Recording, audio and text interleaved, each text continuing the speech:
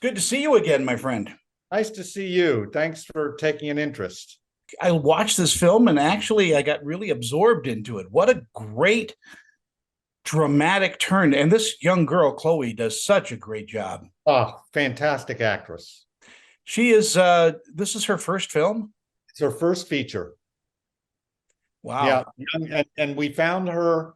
Uh, we didn't find her. Our casting director, the incredible A.V. Kaufman, and her associate Liba Zakharov Mhm. found her, and Henry and I watched many, many tapes, and she was our favorite, and certainly easily sailed through callbacks, and it was exactly what Henry wanted.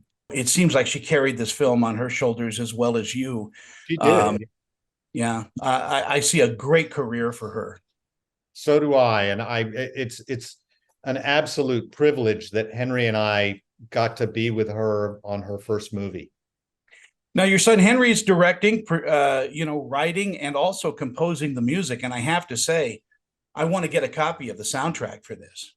That's great. He's going to put it on Bandcamp. I don't know if you go on that, but it'll be available. Yeah. Well, let's talk about the film now. I mean, obviously, working with your son has got to be a bit of a joy. I bet you're proud. I've been watching Henry develop into a filmmaker since at about 12 years old. He said this is what he wanted to do. And already then the qualities of a filmmaker were manifesting. And I'd put talent probably fourth, because talent is essential, Yeah. but diligence is essential.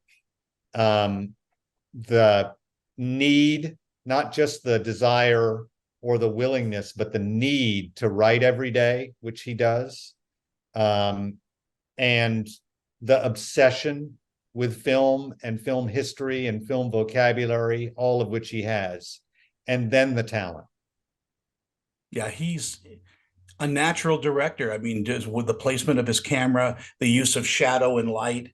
It takes years to develop that kind of talent unless you have an eye for it, which I think he does. Was he into photography when he was a young man? Yeah. And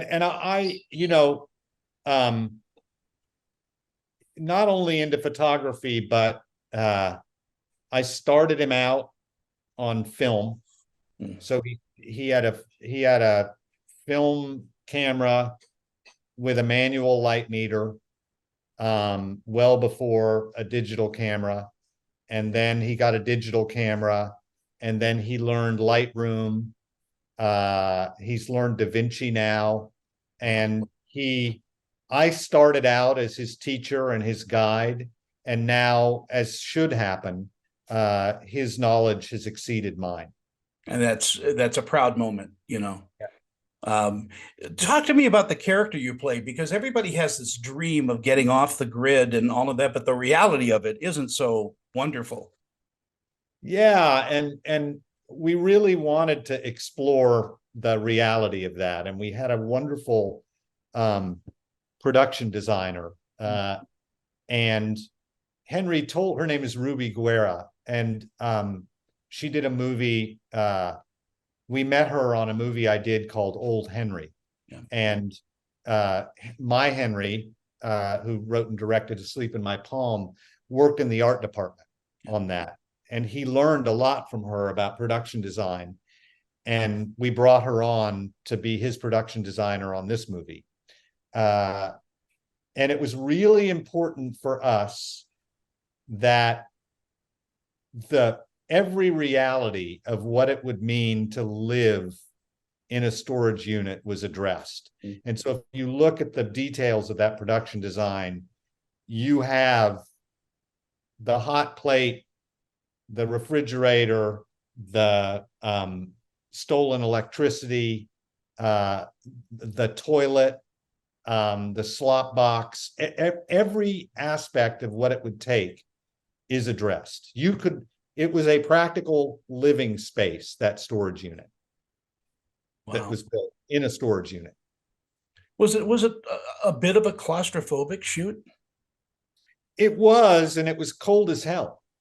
But one of the beauties of filmmaking as an actor Yeah. is that all of that informs your performance, and you don't have to do some of the work that you have to do uh, definitively on stage, where you're on a stage in Yeah. a built set. You don't have to do that work when you're in a practical location. And so that's something you end up embracing rather than repudiating or just tolerating. You want to use it and embrace it. Yeah, we felt every moment of it. Talk to me a little bit about the father-daughter relationship in this too, because that's very much at the forefront of this film is the love that you guys share as father and daughter and the obstacles there. Well, so when we cast Chloe, Henry and I talked, and I said, look, he was in Ohio because he was still in college when we made this. And I said, look, I'm here with her. We've got to do this fight training. We didn't have the money in the budget for extensive fight training. But I'd had a good year, and so I thought, all right, I'm going to pay for serious fight training. And so we took a deep dive, Chloe and I, into Krav Maga training together with just us and a trainer. We did it 3 times a week. And we'd go to lunch afterwards, and we just started to develop this friendship, this closeness, that because was 57 at the time and she was 24, also, was imbricated with the father and daughter, whatever, mentor-mentee relationship. And that just lent itself to the work. And then alongside that, it was important to relate as peers as well, because it's not very interesting to have scene partners with a status disparity. You should be equals. Yeah. And we were that as well, and became close friends, and still are. Yeah, the writing on this, your son, it's a brilliant script.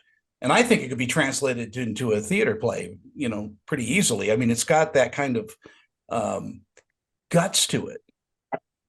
Yeah, I'll mention that to him. He's been saying he wants to write a play.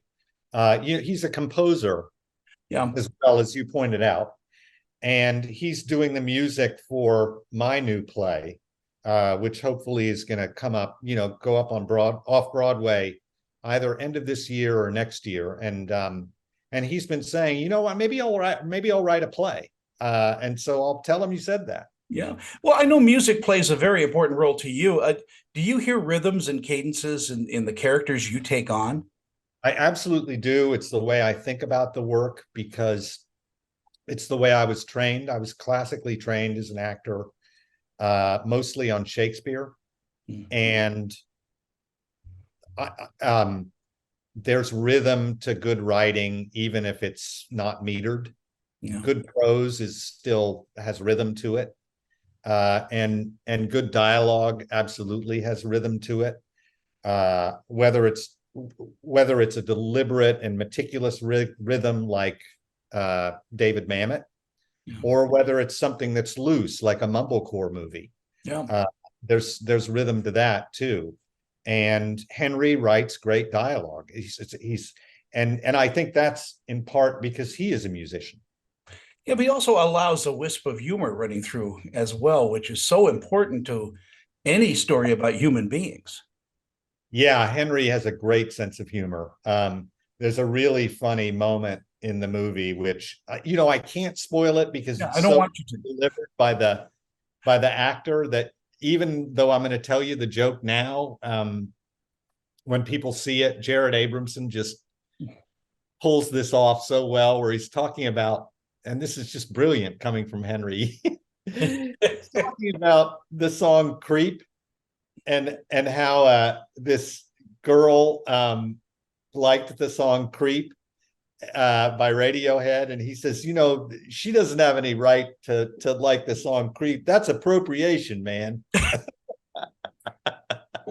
It is always a pleasure to talk with you. Our time is so short. I'd love to get you on a longer interview, but we'll wait and see. Well, But let's figure that out. All right. Nice talking to you. congratulations on everything, and say hi to Henry for me. I'm a big I fan. shall. All right. Bye. Bye bye.